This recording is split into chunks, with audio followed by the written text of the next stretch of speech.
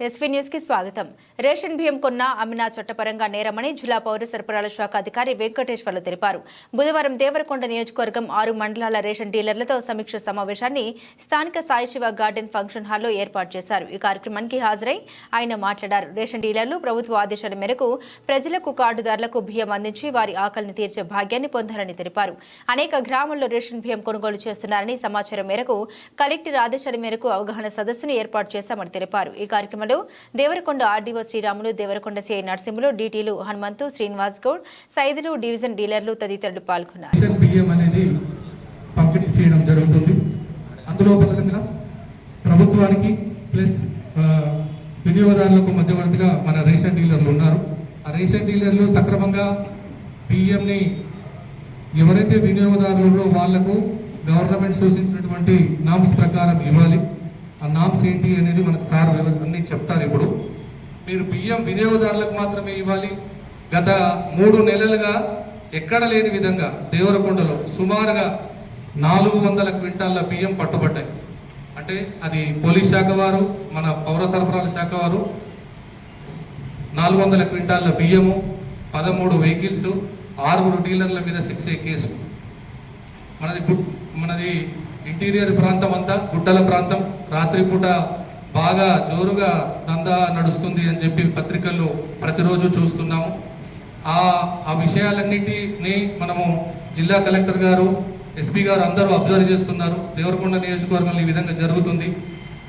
Gunny బ్యాగుల్లో మనము అక్రమంగా PDS దందా చేసేటటువంటి వెహికల్స్లో గన్నీ బ్యాగుల్లో అంటే గోదాం నుండి ఏదైతే బ్యాగులు తెలిసి కూడా మనం తప్పులు చేయవద్దు.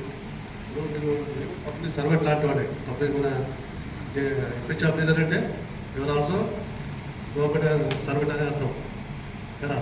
గవర్నమెంట్ నుంచి ₹1 తీసుకున్నా కూడా ప్రభుత్వ ఉద్యోగి.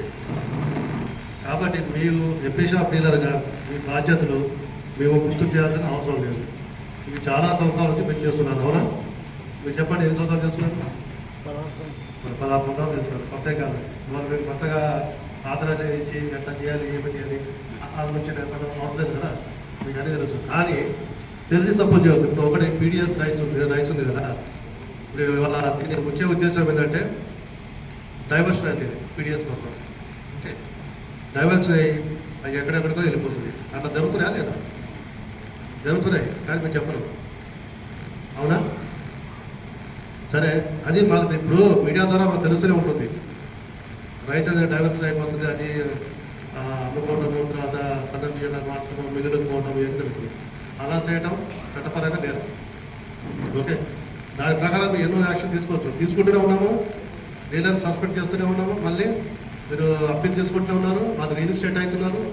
మళ్ళీ అదే తప్పు చేస్తున్నారు.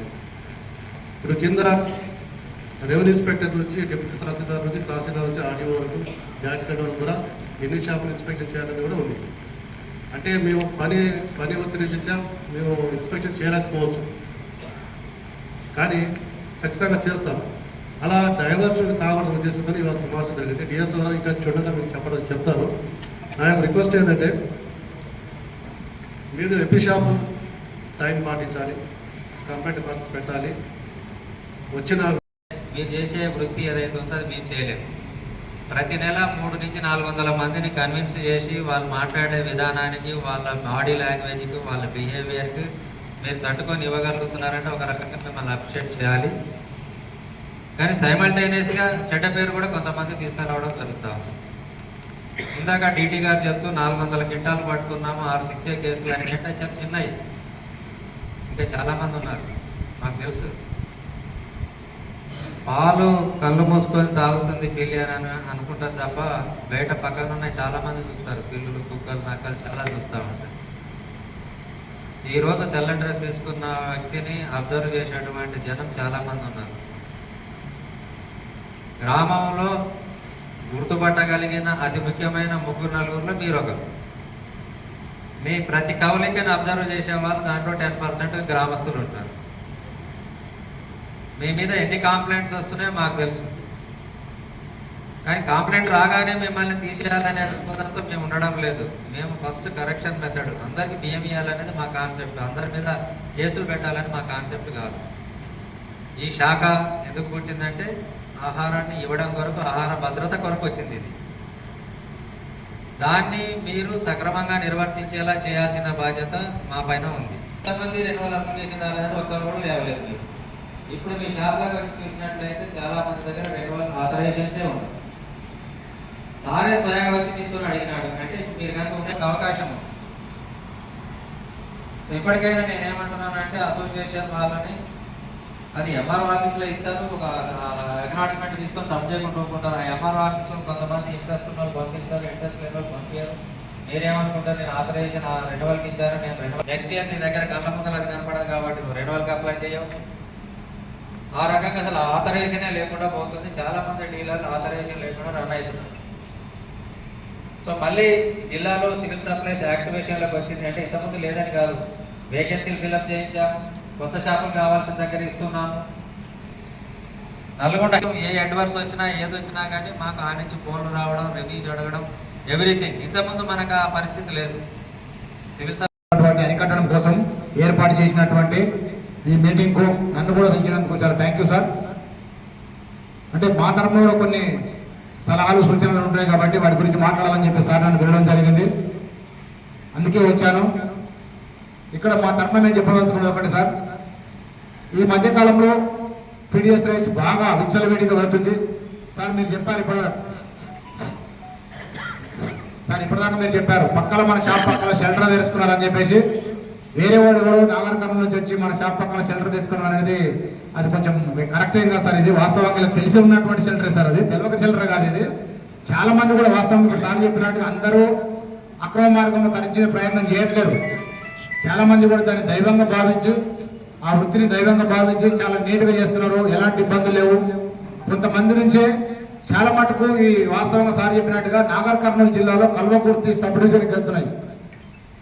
నాకు తెలిసి మధ్యలో మీడియేట్స్ పట్టుకుంటే మీ నెంబర్లు చాలా నెంబర్లు వాళ్ళ దగ్గర వెళ్తాయి. మేము ఒకసారి సీడీఆర్లు పెడితే వాళ్ళ నెంబర్లు మీ నెంబర్లు వాళ్ళ దగ్గర చాలా మంది దగ్గర ఉంటున్నాయి. ఈ మధ్యకాలంలో డైరెక్ట్ బ్యాగులు సార్ చెప్పాడు ఇంతకుముందు గన్ని బ్యాగులు దొరుకుతున్నాయి. మీకు మరి అదేంటి దీనికి టైం దొరుకుతలేదు, మాకు అర్థం కావట్లేదు, లేకపోతే టైం వేస్ట్ అవుతుంది అనుకుంటారు, ఏమనుకుంటారు మాకు తెలుస్తలేదు, కానీ డైరెక్ట్ గన్ని బ్యాగులే దొరుకుతాయి.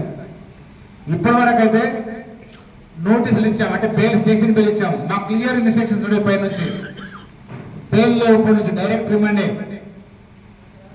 మిమ్మల్ని భయపెట్టించట్లేదండి, హెచ్చరిస్తున్నాం అంతే. భయపెట్టడం కాదు, మంచిగా చేసిన వాళ్ళం కాదు. ఇది మీరు చేస్తారు కరెక్ట్గా సక్రమంగా. ఆ కార్డు హోల్డర్స్ ఎవరైతే ఉన్నారో వాళ్ళకి వెళ్తున్నాయి, మిగిలినట్టు మిగులుతున్నాయి. కానీ కొంతమంది నుంచే చాలా మట్టుకు వెళ్తున్నాయి, పక్కదారి పట్టిస్తున్నాయి.